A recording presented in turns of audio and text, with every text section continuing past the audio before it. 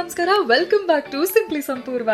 ಎಷ್ಟೊಂದು ದಿನಗಳಾದ್ಮೇಲೆ ಒಂದು ಅದ್ಭುತವಾದಂತಹ ಟ್ರಾವೆಲ್ ವ್ಲಾಗ್ ನ ನಿಮ್ ಮುಂದೆ ಪ್ರಸ್ತುತ ಪಡಿಸ್ತಾ ಇದ್ದೀನಿ. ಈ ವ್ಲಾಗ್ ಶುರು ಮಾಡೋಕ್ಕೂ ಮುಂಚೆ ಒಂದು ಚಿಕ್ಕ ಮನ್ಸಿನ ಮಾತು ಹೇಳೋದಕ್ಕೆ ಇಷ್ಟಪಡ್ತೀನಿ. ನೋಡಿ, ಮಿಡಲ್ ಕ್ಲಾಸ್ ಫ್ಯಾಮಿಲೀಸ್ ಬೇಸಿಕಲಿ 2 ತರ ಇರ್ತಾರೆ. ಈ ಕಷ್ಟಪಟ್ಟು ದುಡ್ದು ರಿಟೈರ್ಮೆಂಟ್ ಆದ್ಮೇಲೆ ದೇಶ ವಿದೇಶ ಸುತ್ತಣ ಅನ್ನೋರು ಒಂಥರ, ಕಷ್ಟ ಆದ್ರೂ ಪರವಾಗಿಲ್ಲ ವಯಸ್ಸಲ್ಲಿದ್ದಾಗ ದೇಶ ವಿದೇಶ ಸುತ್ತಿ ರಿಟೈರ್ಮೆಂಟ್ ಪ್ಲಾನ್ಸ್ ಬಗ್ಗೆ ಆಮೇಲೆ ಯೋಚನೆ ಮಾಡೋಣ ಅನ್ನೋರು ಇನ್ನೊಂಥರ. ನಾವು 2ನೇ ತರ. ಎಲ್ಲಾ ಮಿಡಲ್ ಕ್ಲಾಸ್ ಫ್ಯಾಮಿಲೀಸ್ಗೂ ಇರೋ ಏಕೈಕ ಆಸೆ ಅಂದ್ರೆ ಲೈಫ್ ನಲ್ಲಿ ಒಂದ್ಸರಿ ಆದ್ರೂ ಫ್ಲೈಟ್ ಹತ್ಬೇಕು, ವಿದೇಶ ನೋಡ್ಬೇಕು ಅನ್ನೋದು. ಆ ಆಸೆ ನಮಗೂ ಇತ್ತು.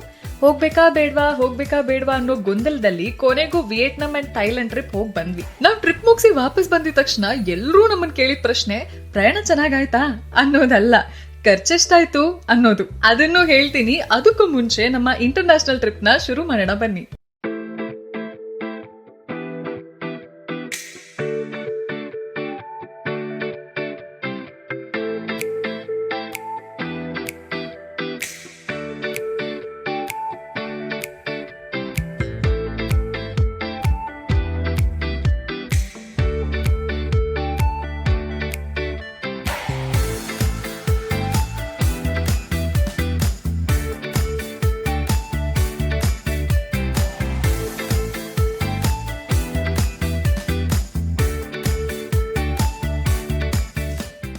ಪಾಪ ನಮ್ಮ ಹುಡುಗಿ ಭಯ ಪಡ್ಬಿಟ್ಟಿದ್ಲು. ಇವಾಗಲೇ ಖುಷಿ ಮುಖ ನೋಡ್ತಿರೋದು, 20 ನಿಮಿಷ ಭಯದಲ್ಲೇ ಕೂತವ್ರೆ. ಅದು ಬಿಕಾಸ್ ಲಾಸ್ಟ್ ಟೈಮ್ ನಾನು ಫ್ಲೈಟಲ್ಲಿ ಹೋದಾಗ ಡೇ ಟೈಮ್ ಟ್ರಾವೆಲ್ ಮಾಡಿದ್ದು, ಈಗ ನೈಟ್ ಟ್ರಾವೆಲ್ ಮಾಡ್ತಿರೋದಲ್ವಾ. ನಾನು ವಿಂಡೋಯಿಂದ ಆಚೆ ನೋಡಿದ್ರೆ ಕ್ಲೌಡ್ಸಿಂದ ಸಿಕ್ಕಾಪಡೆ ಮೇಲಿದ್ದೀವಿ. ಮೂನ್ ಲೈಟಲ್ಲಿ ಕಾಣಿಸ್ತಿದೆ, ಬಟ್ ಆದರೆ ಕೆಳಗಡೆ ಲೈಟ್ಸ್ ಆ ಥರ ಏನೂ ಕಾಣಿಸ್ತಿಲ್ಲ. ಸಿಕ್ಕಾಪಡೆ ಭಯ ಆಗೋಯ್ತು. ಫುಲ್ಲು ಸ್ವೆಟ್ ಆಗಿಬಿಟ್ಟೆ ನಾನು. ಜಸ್ಟ್ 5 ಮಿನಿಟ್ಸಲ್ಲಿ ನನಗೆ ಆಂಗ್ಸೈಟಿ ಬಂದ್ಬಿಡ್ತು. ಭಯ ಪಡಬಾರ್ದು, ನಾನು ಇದೀನಲ್ಲ.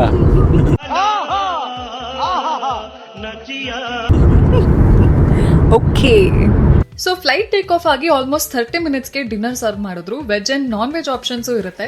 ಸುಮಾರಾಗಿ ಫುಡ್ ಇರುತ್ತೆ ಅನ್ಕೊಂಡೆ, but it was pretty good. Very healthy meal ನ ಸರ್ವ್ ಮಾಡಿದ್ರು. ಪ್ರಾಬಬ್ಲಿ ನಾನು ವೆಜಿಟೇರಿಯನ್ ಫುಡ್ ತಿಂದಿದ್ದು ಇದೇ ಲಾಸ್ಟ್ ಅನ್ಸುತ್ತೆ, ಯಾಕಂದ್ರೆ ವಿಯೆಟ್ನಾಂ ಅಲ್ಲಿ ನಾನ್ ವೆಜ್ ಗಿಂತ ವೆಜ್ ತುಂಬಾ ಎಕ್ಸ್ಪೆನ್ಸಿವ್ ಅಂಡ್ ತುಂಬಾ ರೇರ್ ಕೂಡ.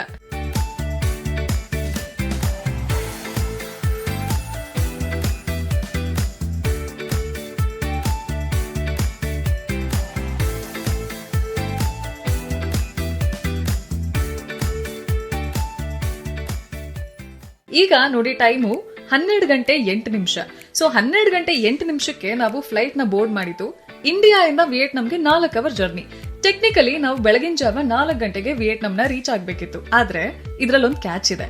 ಇಂಡಿಯಾ ಮತ್ತೆ ವಿಯೆಟ್ನಾಂ ಮಧ್ಯೆ ಟೈಮ್ ಗ್ಯಾಪ್ ಇದೆ. ಅಂದ್ರೆ ವಿಯೆಟ್ನಾಂ ಇಂಡಿಯಾಗಿಂತ 1.5 ಗಂಟೆ 1 ಗಂಟೆ 30 ನಿಮಿಷ ಮುಂದೆ ಇರುತ್ತೆ. ಸೊ ನಾವು 4 ಗಂಟೆಗೆ ಬದಲಾಗಿ ಬೆಳಗ್ಗೆ 6:30ಕ್ಕೆ ವಿಯೆಟ್ನಾಂನ ರೀಚ್ ಆದ್ವಿ. ಈಗ ನಾವಿದೀವಿ ವಿಯೆಟ್ನಾಂನ ಕ್ಯಾಪಿಟಲ್ ಸಿಟಿ ಹನಾಯ್ ನಲ್ಲಿ. ಇಂಡಿಯಾದಲ್ಲಿ ಹೇಗೆ ಊಬರ್ ಅಂಡ್ ಓಲಾ ಅಲ್ಲಿ ಕ್ಯಾಬ್ಸ್ ಬುಕ್ ಮಾಡ್ತೀವೋ, ಹಾಗೆ ವಿಯೆಟ್ನಾಂ ನಲ್ಲಿ ಗ್ರಾಬ್ ಅನ್ನೋ ಆಪ್ ತುಂಬಾ ಫೇಮಸ್ ಅಂಡ್ ಕನ್ವೀನಿಯಂಟ್ ಕೂಡ. ಗ್ರಾಬ್ ನಲ್ಲಿ ಕಾರನ್ನು ಬುಕ್ ಮಾಡಿದ್ವಿ, ಆದ್ರೆ ಕ್ಯಾಬ್ ನೋಡಿ ನನ್ಗಂತೂ ಶಾಕ್ ಆಗೋಯ್ತು. ಬೇಸಿಕ್ ಬದಲು ಪ್ರೀಮಿಯಂ ಕ್ಯಾಬ್ ಬಂದಿದೆ ಅಂತ ಅನ್ಕೊಂಡ್ಬಿಟ್ಟೆ. ಆದ್ರೆ ಇದು ಬೇಸಿಕ್ ಕ್ಯಾಬ್. ವಿಯೆಟ್ನಾಂ ನಲ್ಲಿ ಟೂರಿಸಂ ಜಾಸ್ತಿ ಇರೋದ್ರಿಂದ ಇಲ್ಲಿ ಟ್ರಾನ್ಸ್ಪೋರ್ಟೇಷನ್ ಸರ್ವಿಸಸ್ ತುಂಬಾ ಅಂದ್ರೆ ತುಂಬಾ ಚೆನ್ನಾಗಿರುತ್ತೆ.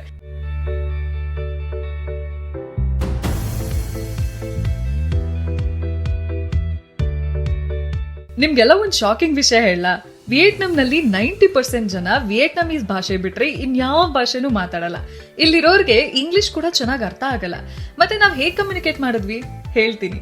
ಇಲ್ಲಿನ ಜನ ಗೂಗಲ್ ಟ್ರಾನ್ಸ್ಲೇಟ್ ನ ಜಾಸ್ತಿ ಯೂಸ್ ಮಾಡ್ತಾರೆ. ಟ್ರಾನ್ಸ್ಲೇಟರ್ ನ ಯೂಸ್ ಮಾಡಿ ಕ್ಯಾಬ್ ಡ್ರೈವರ್ ಜೊತೆ ಹೇಗ್ ಮಾತಾಡ್ದೆ ಅಂತ ತೋರಿಸ್ತೀನಿ ನೋಡಿ. Ở đây cà phê nổi tiếng hay trà nổi tiếng? Và cà phê cũng rất nổi tiếng. In Vietnam, both things are famous. Tea is famous and coffee is also famous. Rất là ngon, các bạn có thể ra đấy ngồi uống.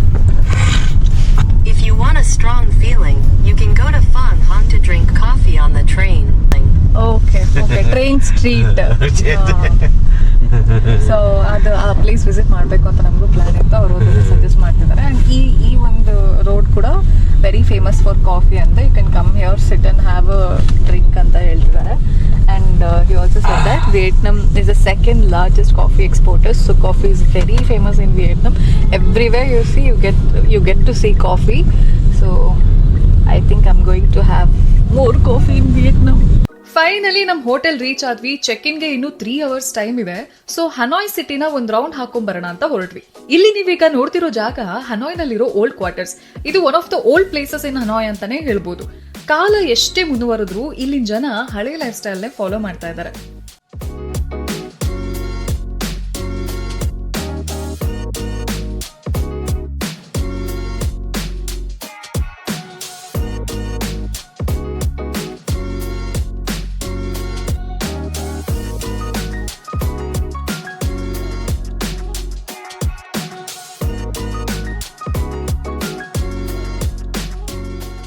ಇಲ್ಲಿ ನೋಡ್ತಿರೋ buildings ಏನಿಲ್ಲ ಅಂದ್ರೂ at least 75 to 100 years old ಇರ್ಬೋದು. So ಈ old quarter ಅನ್ನೋ ಜಾಗದಲ್ಲಿ ಜನಸಂಖ್ಯೆ ಜಾಸ್ತಿ, ಮನೆಗಳಿಗಿನ್ನ ನಿಮ್ಗೆ ಅಂಗಡಿಗಳೇ ಜಾಸ್ತಿ ನೋಡೋದಕ್ಕೆ ಸಿಗುತ್ತೆ.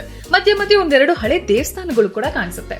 ನಾವು ಡಿಸೆಂಬರ್ ನಲ್ಲಿ ವಿಯೆಟ್ನಾಂ ಬಂದಿದ್ರಿಂದ ಎಲ್ಲಾ ಕಡೆ ಕ್ರಿಸ್ಮಸ್ ಡೆಕೋರೇಷನ್ ಇತ್ತು. ಗಿಫ್ಟ್ ಶಾಪ್ಸ್ ಅಲ್ಲಿ ಬರೀ ಕ್ರಿಸ್ಮಸ್ ಥೀಮ್ ಐಟಮ್ಸ್ ಮಾತ್ರನೇ ಇಟ್ಟಿದ್ರು. ಸೊ ಇಲ್ಲಿ ನೀವು ನೋಡ್ತಿರ್ಬೋದು ಓಲ್ಡ್ ಕ್ವಾರ್ಟರ್ಸ್ ಅಲ್ಲಿರೋ ಅತಿ ದೊಡ್ಡ ಹೋಲ್ಸೇಲ್ ಮಾರ್ಕೆಟ್.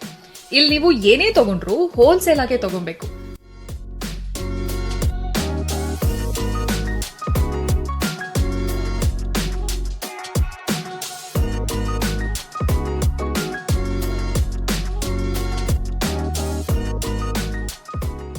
ಇನ್ನೊಂದು ವಿಷಯ ಏನಂದ್ರೆ ವಿಯೆಟ್ನಾಂ ನಲ್ಲಿ ನಮ್ಮ ಇಂಡಿಯನ್ ಮೊಬೈಲ್ ನಂಬರ್ಸ್ ವರ್ಕ್ ಆಗಲ್ಲ. ಇಲ್ಲಿ ಮೊಬೈಲ್ ಸ್ಟೋರ್ಸ್ ನಲ್ಲಿ ಪ್ರೀಪೇಡ್ ಸಿಮ್ ಕಾರ್ಡ್ಸ್ ತಗೋಬೇಕು. ನಾವು 1 ವೀಕ್ ವ್ಯಾಲಿಡಿಟಿ ಇರೋ ಸಿಮ್ ಕಾರ್ಡ್ ತಗೊಂಡ್ವಿ. ಅದ್ ಹೇಗ್ ತಗೊಂಡ್ವಿ ಅಂತ ತೋರಿಸ್ತೀನಿ ಬನ್ನಿ. ಅಫಿಷಿಯಲ್ ಸಿಮ್ ಫಾರ್ ಟೂರಿಸ್ಟ್ ಅಂತ ಒಂದಿತ್ತು, ಮೊಬಿ ಫೋನ್ ಅಂತ. ಇಲ್ಲಿ ನೋಡಿದ್ರೆ ಡೈರೆಕ್ಟಾಗಿ ಅಲ್ಲೇ ಹಾಕಿದ್ರು 200,000 ಪರ್ 30 ಡೇಸ್ ಅಂತ. ಸೊ ಇಲ್ಲಿಗೆ ಬಂದ್ವಿ. ಅನ್ಫಾರ್ಚುನೇಟ್ಲಿ ನನ್ನ ಹಳೆ ಫೋನಿಗೆ ಆಗಿಲ್ಲ. ಆಮೇಲೆ ಅವರೇ ಹೇಳಿದರು ಏನೋ ಈ ಫೋನ್ ಆಗ್ತಿಲ್ಲ ಅಂದ್ಬಿಟ್ಟು. ಅದಕ್ಕೆ ನಾನು ಹೊಸ ಫೋನ್ ಕೊಟ್ಟೆ. ತಕ್ಕಂತ ಇದು ಈಗ ಇಮಿಡಿಯೇಟ್ ಆಗಿ ಆಕ್ಟಿವೇಟ್ ಆಯ್ತಾ? ಇಂಟರ್ನೆಟ್ ಎಲ್ಲ ಯೂಸ್ ಮಾಡ್ಬೋದು. 7 ಡೇಸ್ ಅಲ್ಲ 30 ಡೇಸ್ ವರೆಗೂ ಯೂಸ್ ಮಾಡ್ಬೋದು. ಓಹ್ ನೈಸ್. ಎನಿವೇ ನಾವು 7 ಡೇಸ್ ಇರೋದು. ಓಕೆ. ಅದಾದ್ಮೇಲೆ sim 7 GB per day. 7 GB per day 300 Mbps ಸ್ಪೀಡಿ ಕೊಡ್ತಾರೆ. ಸೂಪರ್. ಸೊ ಅಂದರೆ ಎಷ್ಟು ಪೇ ಮಾಡಿದ್ದೀವಿ ಇಂಡಿಯನ್ ರುಪೀಸಲ್ಲಿ ಇದಕ್ಕೆ? ಇಂಡಿಯನ್ ರುಪೀಸಲ್ಲಿ around 700, close to 700, 600 change pay ಮಾಡಿದ್ದೀವಿ ಅಲ್ಲ? ಅವ್ರು ಕೇಳಿದ್ದು 250, ಅಂದರೆ 900 ಕೇಳಿದ್ರು. Okay. So we saved 150 rupees. Nice No, 200 nice rupees. Nice. ಮತ್ತೆ ಹನಾಯ್ ನಲ್ಲಿ ಟ್ರೈನ್ ಸ್ಟ್ರೀಟ್ ತುಂಬಾನೇ ಫೇಮಸ್. ಅದು ನೋಡೋದಕ್ಕೆ ಹೇಗಿರುತ್ತೆ ಅಂತ ನಾನು ಹೇಳೋದಕ್ಕಿಂತ ನೀವು ನೋಡಿದ್ರೇನೆ ಚೆನ್ನಾಗಿರುತ್ತೆ. ಅಲ್ಲಿಗೆ ಹೋಗೋಣ ಬನ್ನಿ. ದಿನ 1 ಸಮಯ 7:28. ತಡ ಹನಾಯ್. ಮಧ್ಯಾಹ್ನ ಊಟ ಮಾಡಿಲ್ಲ. ಬ್ರೇಕ್ಫಾಸ್ಟ್ಗೆ ಹಾಫ್ ಚಿಕನ್ ನೂಡಲ್ ಸೂಪ್, ಅದು ಕೌಚ್ ಚಿಕನ್ ನೂಡಲ್ ಸೂಪ್ ತಿಂದು ಮಧ್ಯಾಹ್ನ ಊಟ ಸೇರಿದಿರ ವಾಪಸ್ ಹೋಟೆಲ್ಗೆ ಹೋಗಿ ಮಲ್ಕೊಂಡಿದ್ದಾಯ್ತು. ಹೊಟ್ಟೆ ಬೇರೆ ತುಂಬ ಹಸಿತಾಯಿತು. ಹೊಟ್ಟೆ ಹಸಿತಾಯಿತು. ಈಗ ಟ್ರೈನ್ ಸ್ಟ್ರೀಟ್ಗೆ ಹೋಗಬೇಕು. ಆದ್ದರಿಂದ ಇವಾಗ ಟ್ರೈನ್ ಸ್ಟ್ರೀಟ್ ರೋಡಲ್ಲೇ ಇದ್ದೀವಿ. ಇಲ್ಲಿಂದ ನಮ್ಮ ಹೋಟೆಲಿಂದ ಅರೌಂಡ್ 1 ಕಿಲೋಮೀಟರ್ ಇದೆ. ಆಲ್ಮೋಸ್ಟ್ ನಾವು ಇವಾಗ 600 ಮೀಟರ್ಸ್ವರೆಗೂ ನಡೆದಿದ್ದೀವಿ. ಇನ್ನೊಂದು 400 ಮೀಟರ್ಸ್ ನಡೆಯೋದಿದೆ. ಬಟ್ ಅಲ್ಲಿ ಫುಡ್ ಸ್ವಲ್ಪ ಎಕ್ಸ್ಪೆನ್ಸಿವ್ ಆಗಿರೋದ್ರಿಂದ ಇಲ್ಲೇ ನಾನು ಏನಾದರೂ ಒಂಚೂರು ತಿನ್ಕೊಂಡು ಹೋಗೋಣ ಅಂತ ಇಲ್ಲೊಂದು ಪಿಜ್ಜಾ ಪ್ಲೇಸ್ ಸಿಕ್ತು. ಆ್ಯಂಡ್ ಇವರು ಟ್ರೆಡಿಷ್ನಲ್ ವಿಯೆಟ್ನಮೀಸ್ ಡಿಶಸ್ ಎಲ್ಲ ಪೋರ್ಕು, ಬೀಫು, ಡಕ್ಕಲ್ಲೇ ಜಾಸ್ತಿ ಇರುತ್ತೆ. ಅದರಿಂದ ಚಿಕನ್ ಎಕ್ಸ್ಪೆಕ್ಟೇಷನ್ಸ್ ಇಟ್ಕೊಂಡು ಎಲ್ಲ ಕಡೆ ಚಿಕನ್ ಸಿಗುತ್ತಲ್ವಾ ಅಂತ ಅಂದ್ಕೊಂಡು ಮಾತ್ರ ಬರಬೇಡಿ. ಸೊ ಫೈನಲಿ ಒಂದು ಪಿಜ್ಜಾ ತಿಂದ್ಬಿಟ್ಟು will go to the train street. Train ಸ್ಟೇಷನಲ್ಲಿ ಸಿಗೋಣ. ಬಾಯ್ ಬಾಯ್.